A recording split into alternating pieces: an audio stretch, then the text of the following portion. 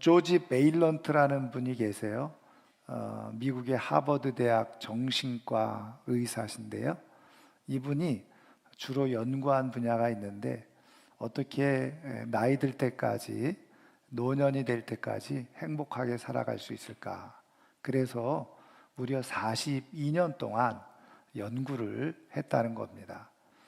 그래서 일단은 하버드 대학교 2학년 학생들 약 270여 명 대상으로, 그리고 나름대로 여성 중에 천재를 연구하는, 그래서 천재라고 얘기하는 90여 명 사람들, 그리고 교도소에 수감되어져 있었던 죄수들 약 450여 명, 이렇게 많은 대상자를 두고 그냥 한 번만 한 것이 아니라 수십 년 동안, 제가 말씀드린 것처럼 그 인생을 추적하면서 연구를 하는 겁니다.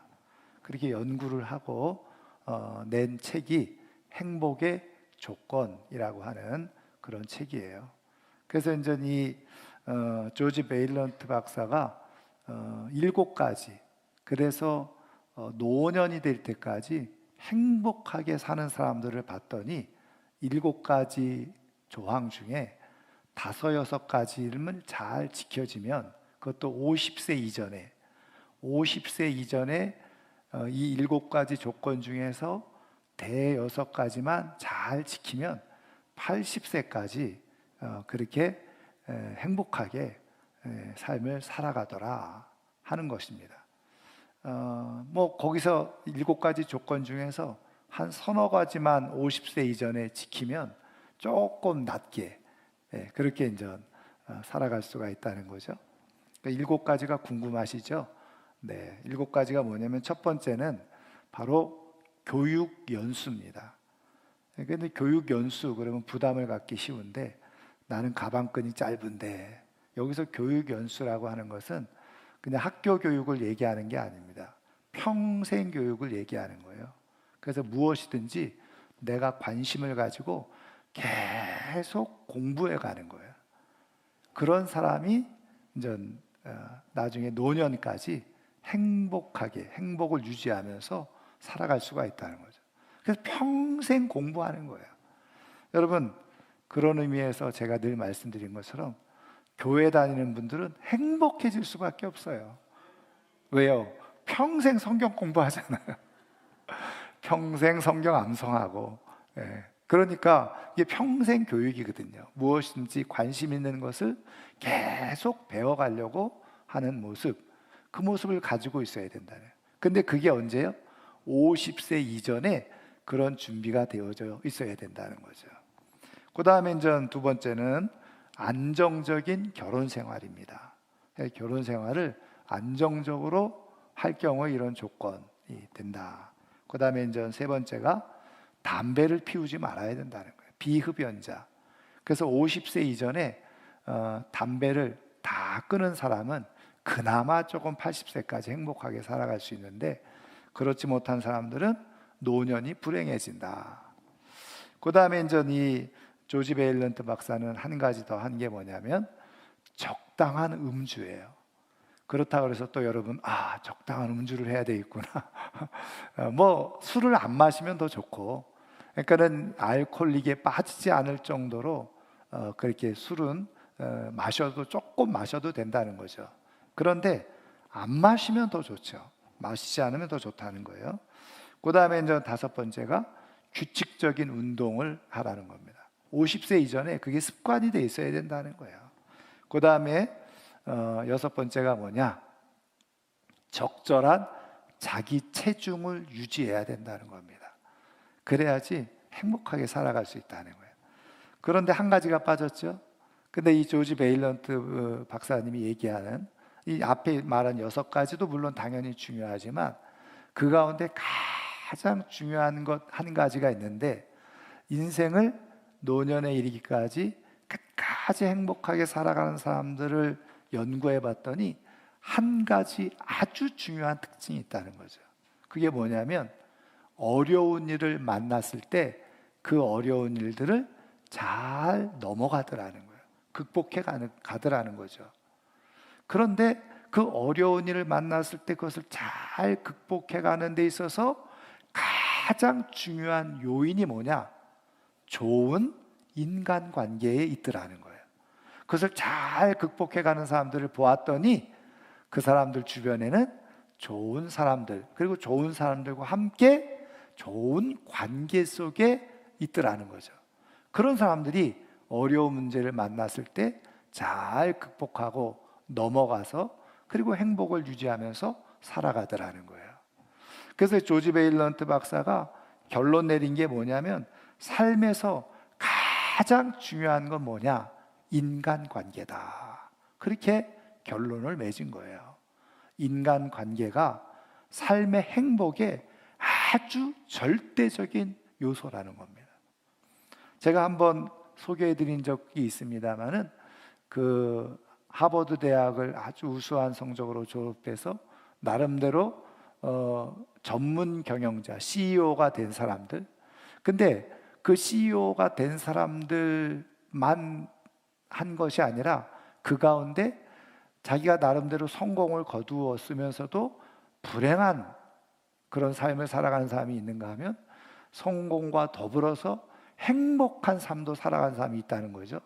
그래서 성공과 더불어서 자기 삶에 만족하면서 행복하게 삶을 살아가는 사람들도 추적해서 연구를 했더니 그 사람들이 그런 자리에 이르고 그런 행복감을 가지고 살아갈 수 있었던 이유가 뭔가 찾아봤더니 그들이 가지고 있는 능력, 직무 능력은 15%밖에 차지하지 않고 나머지는 85%는 뭐냐? 바로 그들이 가지고 있었던 선한 인간관계에서 있었다는 거예요. 그리고 반대로 말이죠. 좀 조심스럽습니다만은 이 직장에서 자주 해고당하는 사람들, 이런 사람들도 추적을 해서 연구를 했어요. 그랬더니 뭐 여러 가지 이유 때문에 해고당하는 것처럼 보이지만 깊이 살펴보았더니 결국은 한 가지로 귀결되는데 그들은 인간관계가 좋지 못하더라는 거죠. 해고당하는 사람들의 95%는 결국은 인간관계로 인해서 해고를 당하든지 직장을 그만두든지 그런 일들이 일어나게 되더라는 거예요. 그래서 우리가 삶을 살아가면서 행복하게 삶을 살아가는 데 있어서 가장 중요한 것은 인간관계예요. 근데 이 선하고 아름다운 이 인간관계 어디에서 맺을 수 있느냐? 여러분, 세상은요 다 이해관계로 만나고 맺어지게 돼 있어요. 그런데 교회는 이해관계로 맺어지는 공동체가 아니잖아요. 그래서 교회에서 가장 좋은 인간관계를 맺을 수가 있는 거죠. 저는 그런 의미에서 나이 들 때까지, 노년의 일까지 교회 공동체에서 함께 신앙생활하는 것이 얼마나 큰 복인지 몰라요. 저는 오늘 이 아침에 나온 우리 성도님들이 이미 큰 복의 자리에 있다는 것을 믿으실 수 있기를 주님의 이름으로 축원합니다. 자, 그럼 좋은 인간관계를 어떻게 맺을 수 있느냐? 여러 가지가 있겠지만 가장 중요한 요인이 뭐냐? 감사하는 마음이라는 거예요. 좋은 인간관계를 맺는 데 있어서 가장 중요하고 핵심적인 요소는 뭐냐? 감사. 일단 타인에 대해서 감사하는 마음을 갖고 있는 것이라는 거죠. 여러분, 그래서 이 탈무드라고 하는 책 있잖아요. 여러분, 탈무드를 유대인의 지혜책 이렇게 얘기하고 있잖아요. 그래서 이제 서점 같은 데서 이렇게 그냥 팔잖아요. 탈무드. 근데 오해하는 사람들은 그게 다 탈무드인 줄 알고 있어요. 여러분, 탈무드라고 하는 책 자체는요, 사실은 유대인들이 가지고 있는 경전, 구약 성경이 유대교 경전이잖아요. 유대교 경전을 랍비들이 시대에 따라서, 필요에 따라서 주석을 해놓은 겁니다. 그게 탈무드라고 하는 책이에요. 그래서 탈무드는 어마어마하게 분량이 굉장히 많습니다. 지금도 탈무드는 계속 기록되어지고 있어요. 왜? 구약 성경을 현 시대에 맞게 적용을 해서 그 유대교 교인들에게 설명을 해주고, 그리고 현 시점에는 이 말씀이 어떤 의미인지 주석을 해줘야 되니까. 탈무드는 지금도 계속 쓰여지고 있는 책이에요. 그런데 이제 우리는 오해를 하죠. 그런데 거기서 이제 몇 가지 재미있는 우화라든지 뭐 지혜에 대한 내용들을 쭉 뽑아가지고 편집해서 이게 탈무드라 이렇게 해서 만들어내고 있죠. 그런데 어쨌든 이 탈무드라고 하는 책에 이렇게 정의를 내렸어요. 세상에서 가장 지혜로운 사람은 어떤 사람이냐? 바로 늘 배우는 사람이다. 그러니까 세상에서 가장 지혜로운 사람은 늘 배우는 사람. 그러면 세상에서 가장 행복한 사람은 누구냐? 항상 감사하며 사는 사람이다. 이렇게 탈무드에 적어놨다는 거예요. 기록을 해놨습니다. 여러분, 늘 감사하며 삶을 살아가는 사람이 좋은 인간관계를 맺고, 그리고 행복한 삶을 살아갈 수가 있게 되는 줄 믿으시기를 주님의 이름으로 축원합니다. 그런데 이 감사하는 마음하고 좋은 인간관계하고 이게 쉽게 잘 매치가 되지 않을 수가 있어요. 그럼 왜 감사가 왜 행복의 조건이 되고 좋은 인간관계의 조건이 되고, 그러면 어떻게 감사를 우리가 해야 되느냐? 그 부분에 대해서는 오늘 우리가 읽은 말씀 속에서 어떻게 하는 것이 정말 올바른 감사인지, 그리고 왜 감사할 때 우리의 삶에 이런 좋은 관계들이 형성되어지고 그것이 우리에게 행복이라고 하는 열매로 맺혀지게 되는지, 오늘 우리가 읽은 말씀을 통해서 우리가 한번 살펴보면요. 자, 오늘 우리가 읽은 말씀은 신명기서의 한 부분이죠. 신명기는 모세가 이스라엘 백성들을 40년 동안 이끌고 가나안 땅 들어가기 직전에 다시 한번 지나온 40년을 되새기면서 하나님의 은혜를 기억하고 가나안 땅에 들어가서 꼭 지켜야 될 하나님의 말씀을 다시 한번 언급해 준 말씀이 신명기라고 그랬죠. 그래서 오늘 우리 신명기 말씀, 오늘 우리가 읽은 부분은 특별히 이제 이스라엘 백성들이 가나안 땅에 들어가서 꼭 지켜야 될 감사절기 3개를 말씀해 주고 있는 겁니다. 그러면 유대인들이 지켜야 될 감사절기, 반드시 지켜야 될 감사절기 3개가 뭐냐? 사실 우리가 다 읽지는 않았습니다만은 오늘 신명기 16장을 보면은 첫 번째는 유월절이에요. 그래서 우리는 유월절 잘 알고 있죠. 애굽에서 나올 때에 하나님께서 살려주신 것을 기억하고 지키는 절기, 그 유월절입니다. 그 다음에 오늘 우리가 본 내용 77절입니다. 그리고 13절 이하에서 나오는 바로 초막절, 이렇게 3 절기가 꼭 지켜야 될 감사절기입니다. 그 가운데 오늘 우리가 볼 말씀은 두 번째 77절인데요. 이게 왜 77절이라고 되어져 있느냐? 여러분 9절에도 나와 있지만 7주를 셀지니 이렇게 시작되어 있죠. 그럼 언제부터 7주냐? 바로 유월절 다음 날부터 7주를 지내는 거예요. 그래서 7주, 한 주가 7일이잖아요. 그래서 한 주가 7일이니까 7주, 7 곱하기 7, 그래서 77절입니다. 7 곱하기 7, 그러면 며칠이에요? 산수 시간은 아니지만 49일이죠. 그리고 그 다음 날을 지키는 거예요. 그래서 50일째 지키는 겁니다. 그게 뭐냐? 77절, 다른 말로 하면 오순절. 그래서 오순절은 뭐냐? 순이라고 하는 것은 열을 뜻하는데 열흘을 5번 지냈다. 그래서 오순절이죠. 그래서 오순절과 77절은 똑같은 그런 절기입니다. 그런데 이때 무슨 일이 있었느냐? 무슨 일이 있느냐? 보리와 밀을 수확을 하는 때입니다. 그래서 수확을 다 해가지고 그 수확한 것을 하나님 앞에 감사하는 절기. 그래서 맥추절이라고도 하기도 하죠.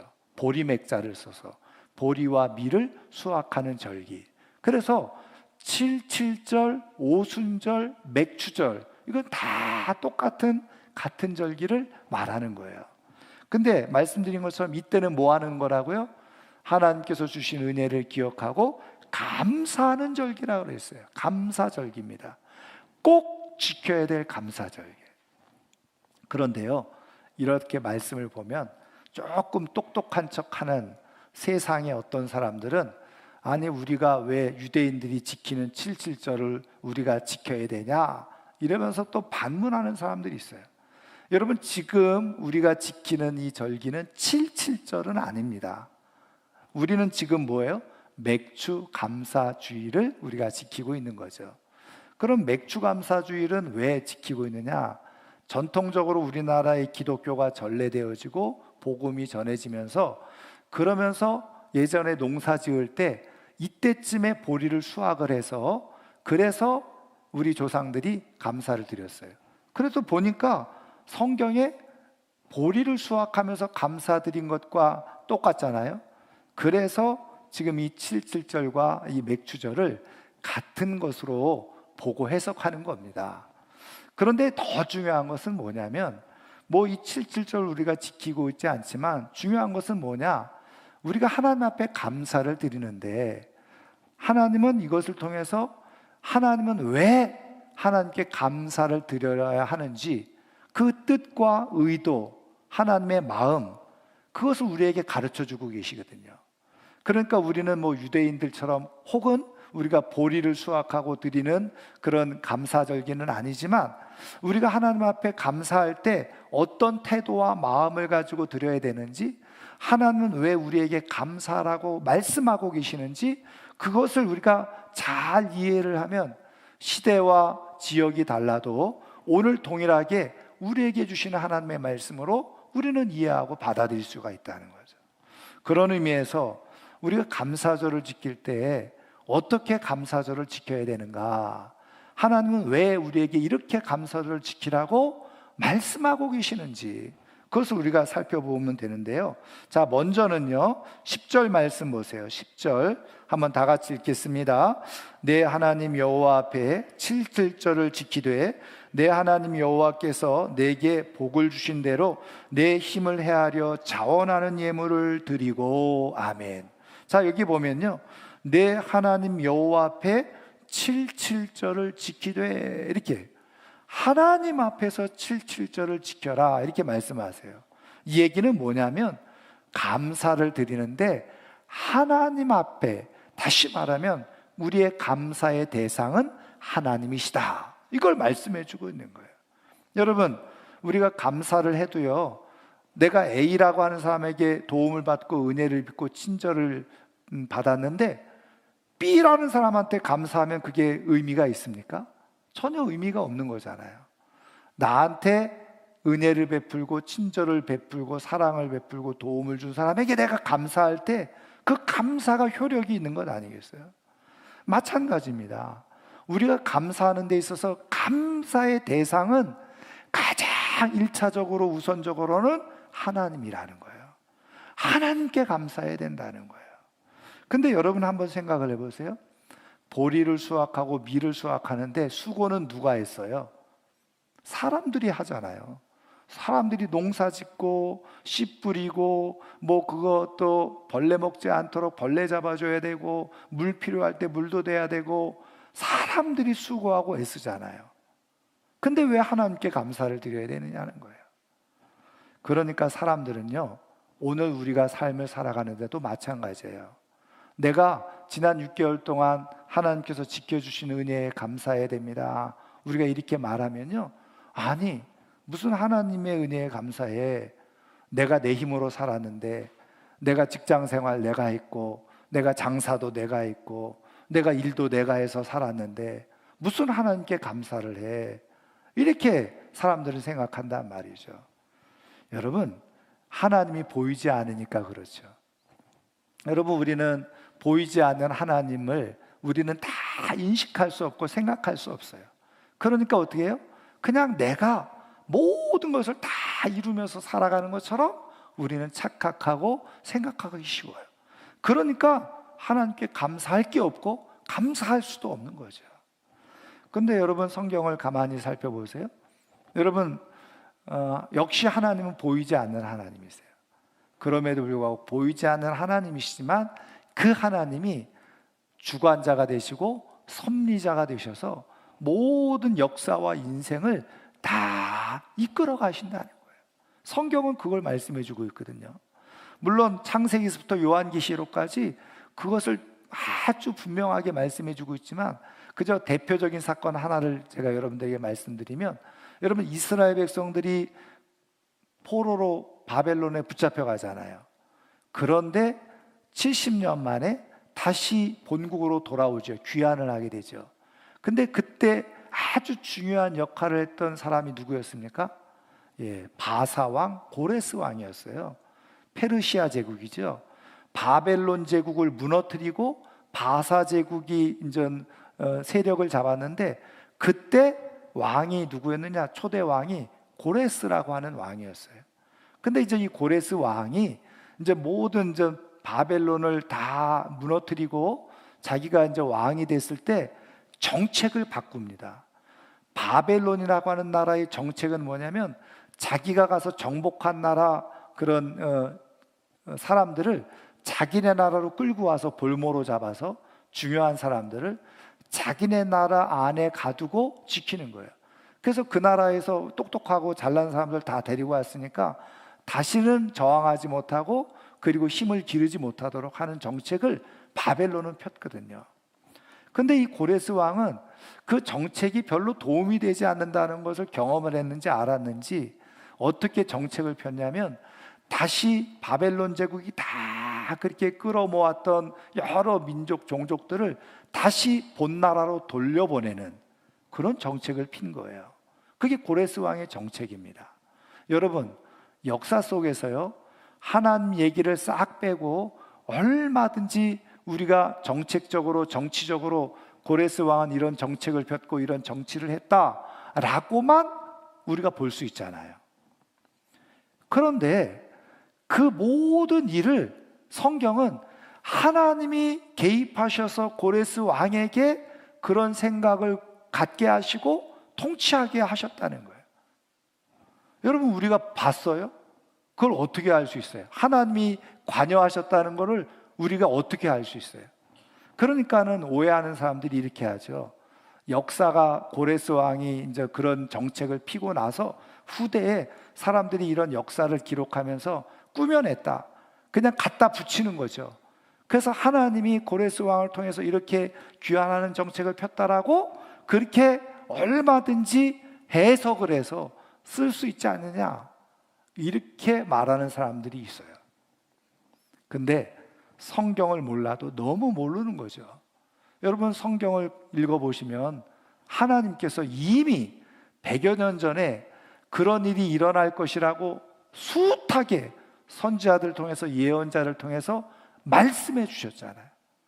바벨론의 포로로 붙잡혀 갈 건데, 포로로 붙잡혀 갔다가 70년이면 반드시 내가 너희들을 돌아오게 할 것이라고 미리 이사야 선지자나 예레미야 선지자나 선지자들 통해서 미리 말씀을 해 놓으셨단 말이에요.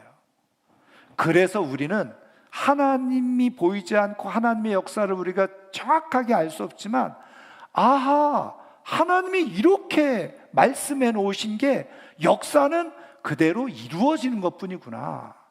그래서 우리는 성경을 통해서 깨닫고 발견하게 되는 거예요. 여러분, 지금도 하나님은 살아계셔서 우리의 인생의 역사를 주관하시고 섭리하고 계시는 하나님이신 줄 믿으시기를 주님의 이름으로 축원합니다. 하나님은 지금 모든 역사를 지배하시고 주관하시기도 하지만, 또 우리 개개인을 향한 하나님의 계획과 뜻을 가지고 우리를 섭리해 가시고 주관해 가시는 분이 하나님이신 줄 믿으시기를 주의 이름으로 축원합니다. 여러분, 그런 의미에서 보면요, 우리는 내가 열심히 일해서 살아가는 것처럼 보이잖아요.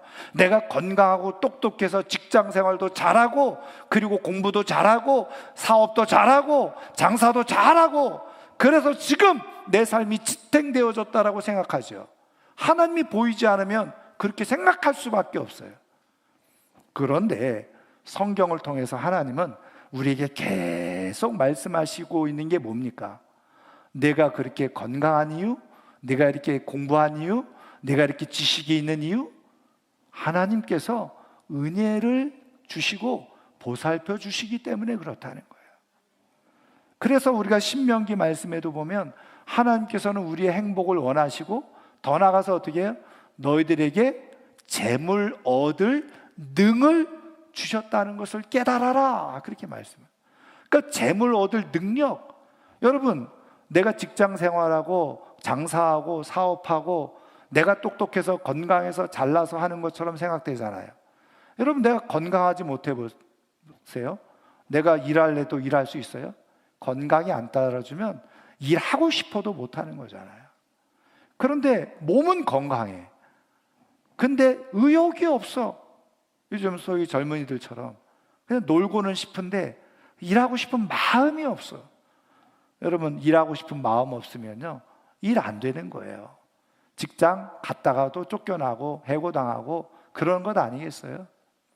그러니까는 일할 마음을 어쨌든 어떤 이유에서든 내가 일하고 싶고 일을 해야 된다고 하는 마음을 갖는 것, 그것도 은혜인 거예요. 그런데 보세요, 내가 일도 하고 싶어, 건강도 있어, 근데 일할 곳이 없어. 이거는 얼마나 큰 문제예요. 지금 전 세계가 경제적으로 어려움을 겪고 있잖아요. 그런데 내가 일도 하고 싶고 건강도 있는데 일을 할 곳이 없어요. 그러면 어떻게 하겠어요? 못하는 거죠. 여러분, 그런 의미에서 하나님께서 우리 눈에는 보이지 않지만 다 주관하시고 섭리하시고 배후에서 어떻게 해요? 그것을 다 관여하시는 거예요. 그래서 우리로 하여금 일할 마음도 주시고 일할 수 있는 건강도 주시고 일할 수 있는 자리도 주시고, 그래서 오늘 지금 여기까지 우리의 삶이 이어진 줄 믿으시기를 주의 이름으로 축원합니다. 우리는 어리석게 다 내 힘으로, 내가 능력이 있어서, 내가 잘나서, 내가 똑똑해서, 내가 건강해서, 뭐 일할 자리가 차고 넘쳐서 일하는 것처럼 생각되기 쉽지만 하나님께서 다 허락하셨기 때문에 지금 우리의 삶을 유지하고 있다는 거예요. 지금 그래서 하나님은 먼저 어떻게 해요? 하나님께 감사하라, 이렇게 말씀하고 있는 거예요. 여러분, 지금까지 지내온 모든 것이 하나님의 은혜인 줄 믿고 하나님께 먼저 감사할 수 있는 우리 모두가 되기를 주님의 이름으로 축원합니다. 자, 그러면 여러분 이렇게 하나님 앞에 감사하는 것하고 앞서 말씀드린 것처럼 행복을 위해서는 좋은 인간관계가 필요하고 인간관계 속에서는 감사가 필요하다 그랬죠. 그런데 하나님께 감사하는 것하고, 예를 들면 누구에게 친절을 받아서 그 사람에게 감사하는 거야 이해가 되지만 하나님께 감사하는 것하고 근데 인간관계하고 무슨 상관이 나, 이렇게 생각하기 쉬워요. 여러분, 하나는 알고 둘은 모르면 그렇게 생각을 하는 거예요. 저도 바둑은 못 두지만 하수들의 생각은 하나밖에 생각을 못해요. 근데 진짜 영적 고수는 어떻게 됩니까? 둘을 알고 셋을 알죠. 여러분, 하나님께 진심으로 감사를 드리잖아요. 그러면 하나님은 어떤 분이신지 아세요? 여러분, 성경을 통해서 하나님은 숱한 관계들을 형성시키시는 분이 하나님이시거든요. 근데 내가 하나님께 진심으로 감사하면요, 하나님은 우리의 행복을 아시죠? 또 우리의 인생을 아셔서 좋은 관계 속에서 우리가 행복하다는 걸 아시죠? 내가 하나님께 감사하면요, 하나님은 우리 인생에 좋은 관계를 맺도록 좋은 사람을 내 곁에 붙여주신다는 거예요. 그게 하나님이 행하시는 일인 거예요. 여러분, 우리가 삶을 살아가면서 수많은 인간관계를 우리가 맺고 살아가잖아요. 근데 그 수많은 인간관계 속에서 전혀 예상치 못한 은혜의 관계들이 내 삶에 주어지고 나타나는 경우가 있단 말이에요. 그러면 그것을 누가 하셨느냐? 하나님께서. 나는 그럴 능력도 없고 그럴 위치도 아니고 그럴 상황도 아닌데 하나님께서 누군가를 붙여서 나에게 그런 은혜를 베풀게 하시고 도움을 주게 하시고 나를 살리게 하시고 살게 하시는 그런 축복을 베푸는 거예요. 여러분, 그래서 성경을 보면 하나님께 감사했던 사람들 주변에는 좋은 사람들이 있어요. 여러분, 대표적으로 모세는 여호수아라고 하는 후계자가 있었어요. 여호수아는 갈렙이라고 하는 믿음의 동지가 옆에 있었죠. 여러분, 룻이라고 하는 여인은 어떻게 했어요? 오직 하나님만 믿고 하나님께 감사하며 살겠다라고 결단했을 때 그의 인생에 정말 기적 같은 남자 보아스를 하나님께서 붙여주시잖아요. 여러분, 하나님은 하나님께 진심으로 감사하는 사람들을 위해서, 그의 행복을 위해서 좋은 관계를 맺게 해주시는데, 그럴 때 필요한 사람들을 하나님이 붙여주시더라는 거예요. 여러분, 하나님께 감사할 때 좋은 사람을 만나는 은혜가 있는 줄 믿으시기를 주님의 이름으로 축원합니다. 근데 성경에는 보면요, 좋지 않은 만남이 있어요. 대표적으로 삼손과 데릴라라고 그러죠. 이런 이상한 여자를 만나는 거예요. 또 여러분, 아하방 아시죠? 아하방은 이세벨을 만나요. 그래서 이세벨을 만나면서 바알을 섬기는 왕이 돼버리잖아요. 여러분, 신약 성경에는 아나니아와 삽비라, 다 똑같은 마음을 가지고 있는 이상한 부부가 만나는 거예요. 그것 자체가 뭐예요? 결국은 불행인 거죠. 여러분, 하나님께 감사할 때 하나님은 우리의 인생의 행복을 위해서 좋은 사람을 붙여주시는 거예요. 하나님께 감사함으로 말미암아서 하나님께서 붙여주시는 좋은 인간관계를 가지고 정말 복되게 행복하게 살아갈 수 있는 하나님의 사람들 되기를 주님의 이름으로 축원합니다. 자, 그런데 또 하나 더 있어요. 11절 말씀 보세요. 11절 한 번 더 같이 읽겠습니다. 너와 내 자녀와 노비와 내 성 중에 있는 레위인과 및 너희 중에 있는 객과 고아와 과부가 함께 내 하나님 여호와께서 자기의 이름을 두시려고 택하신 곳에서 내 하나님 여호와 앞에서 즐거워할지니라. 아멘. 여러분, 지금 이 감사절기를 지키면서 하나님께서 콕 집어서 꼭 행해야 될 것을 하나 더 가르쳐 주셨는데, 그게 뭐라는 거예요?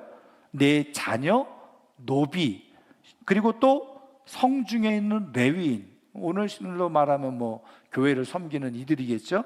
그 다음에 너희 중에 있는 객, 고아, 과부, 이런 사람들 다 어때요? 사회적으로 약자, 소외된 사람들, 이런 사람들을 불러 모아서 이런 사람들과 함께 더불어서 축제처럼 하나님 앞에 감사를 올려드리라고 말씀하고 있는 거예요.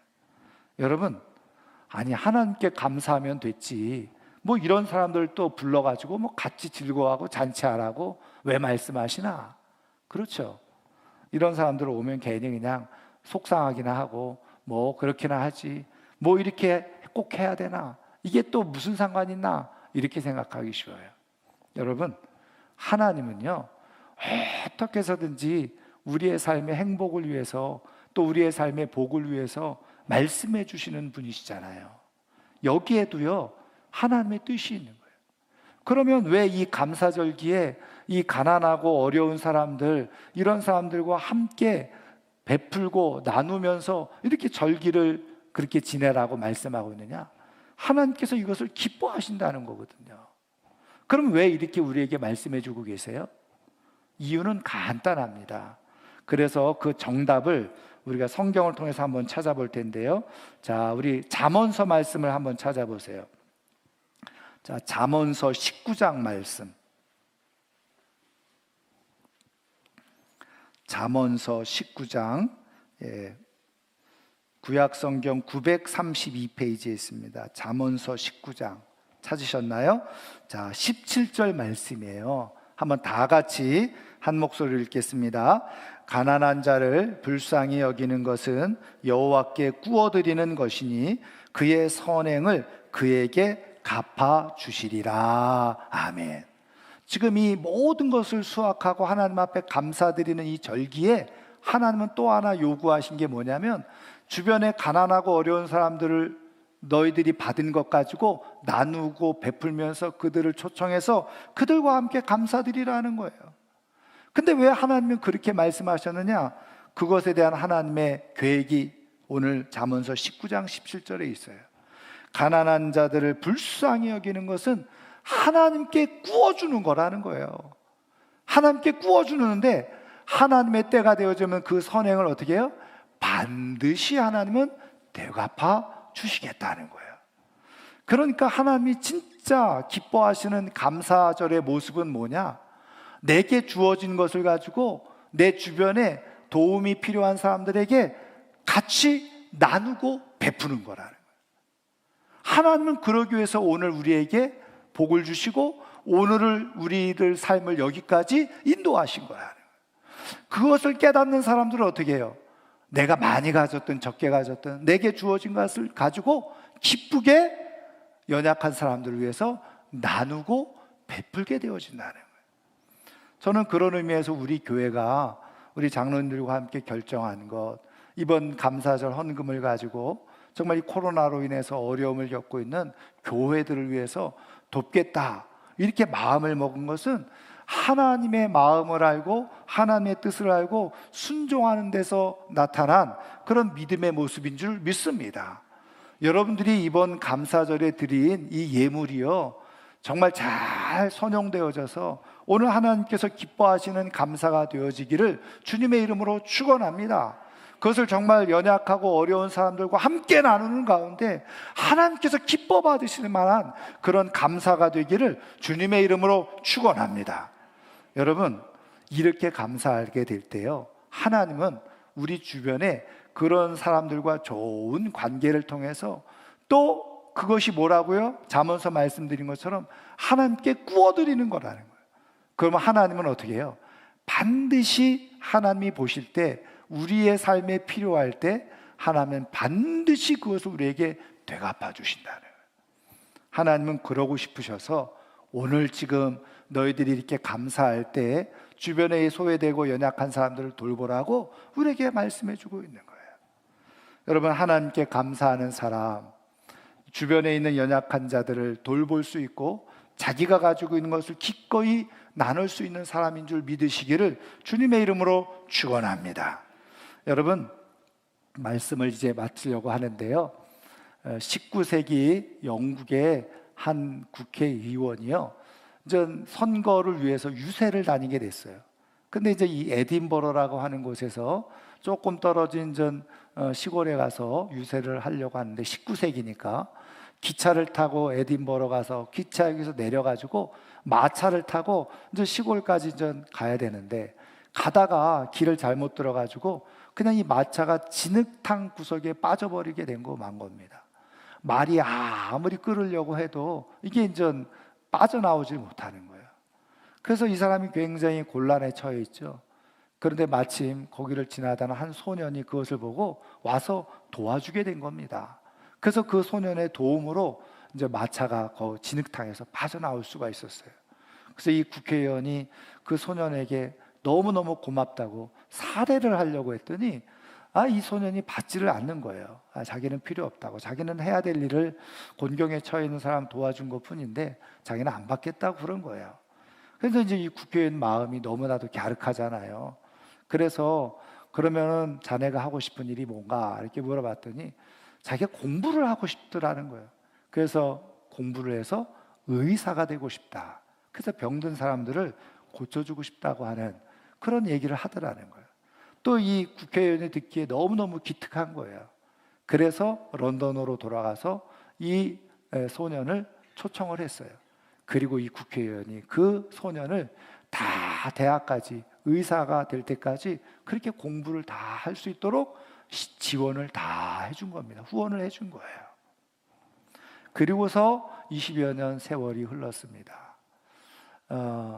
영국 수상을 지냈던 위스턴 처칠이 모로코라고 하는 곳에 가서 회의를 참여하게 됐는데 그만 몸이 갑작스럽게 안 좋아진 거예요.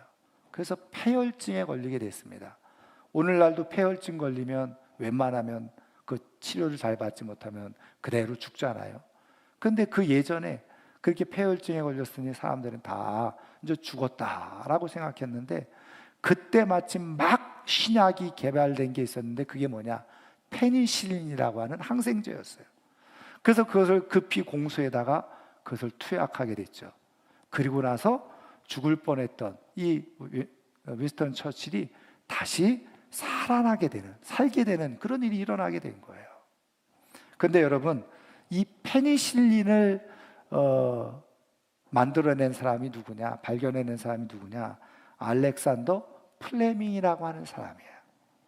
근데 이 알렉산더 플레밍이라고 하는 이 의사가 누구였느냐?